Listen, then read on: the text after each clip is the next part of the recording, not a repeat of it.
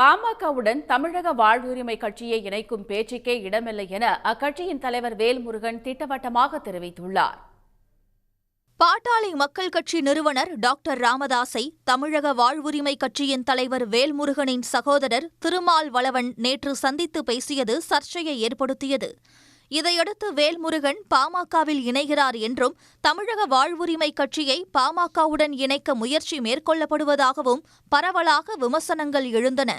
இந்நிலையில் கடலூரில் செய்தியாளர்களிடம் பேசிய வேல்முருகன் தனது சகோதரர் திருமால்வளவன் டாக்டர் ராமதாஸ் சந்திப்பின் பின்னணியில் அரசியல் ஏதும் இல்லை என்றார்.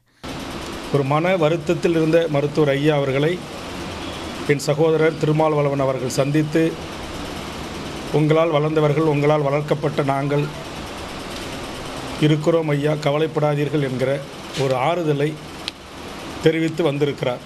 அவ்வளவுதான் இந்த சந்திப்பினுடைய காரணம். இதை தவிர வேறு ஒன்றும் இல்லை. பாமக தலைவர் அன்புமணி ராமதாசும் தன்னை பலமுறை தொடர்பு கொண்டு பேசியுள்ளதாக வேல்முருகன் கூறினார். பாமகவுடன் தனது கட்சியை இணைக்கும் பேச்சுக்கே இடமில்லை என்ற வேல்முருகன் வாழ்வுரிமை கட்சி தொடர்ந்து தனித்தே இயங்கும் என்றும் கூறினார். தமிழக வாழ்வுரிமை கட்சி தொடர்ந்து தனித்து தமிழ்நாட்டு மக்களுக்காகவும் உலகம் முழுவதும் வாழ்கின்ற தமிழர்களுக்காகவும் வாழ்வுரிமை பிரச்சனைகளுக்காகவும் வெகு மக்களை அணிதிரட்டி எமது போராட்ட வாழ்வும் போர்க்குணத்துடன் கூடிய மக்கள் பிரச்சனைகளை அணுகுவதும் தொடரும் என்பதை மகிழ்ச்சியோடு தெரிவித்துக் கொள்கிறேன்.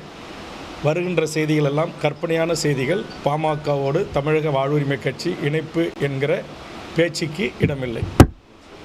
பாமக நிறுவனர் மருத்துவர் ராமதாஸை சந்திக்கும் திட்டம் ஏதும் தற்போதைக்கு இல்லை என்றும் வேல்முருகன் தெரிவித்தார். உடனுக்குடன் செய்திகளை தெரிந்து கொள்ள சன் நியூஸ் பெல் ஐகானை கிளிக் பண்ணுங்க.